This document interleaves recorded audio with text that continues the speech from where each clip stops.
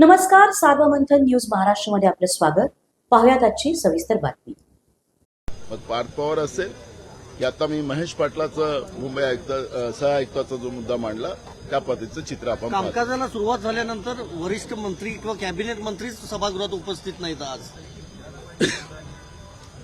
यांना विधिमंडळाचं कामकाज जे आहे त्याचं सारस्व या सरकारला नाही.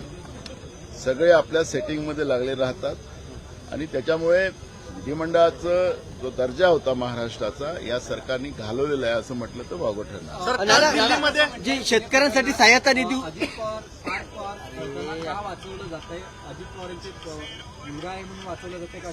बरोबर आहे, ते घटनाच तशी होती. जी अमेडिया कंपनी आहे त्याचे जे प्रमुख आहे त्यांना त्याच्यातून वगळणं याचाच अर्थ हे सर्रास सरकार आपल्या माणसाला घोटाळ्यामध्ये वाचवते हे त्याच्यातून स्पष्ट होते. आणि म्हणून न्यायालयाच्या निदर्शनास आल्यानंतर न्यायालयाने त्या पद्धतीची भूमिका घेतलेली. विरोधक का गप्प आहे सर? विरोधक का गप्प असं प्रश्न आज चर्चा आहे ना. शेतकऱ्यांच्या सहायतेसाठी जो निधी जमा केला होता त्यापैकी फक्त काही लाखच जो आहे तो निधी वितरित करण्यात आला. बाकी जो निधी आहे तो तसाच ठेवण्यात आलेला आहे. कसं त्यातही कोर्टाने यांना फटकारलेला आहे. आणि म्हणून हे नुसतं आताच नाही तर 2014 ते 19 मध्ये फडणवीस मुख्यमंत्री होते त्यावेळेस फटकारलेला आहे.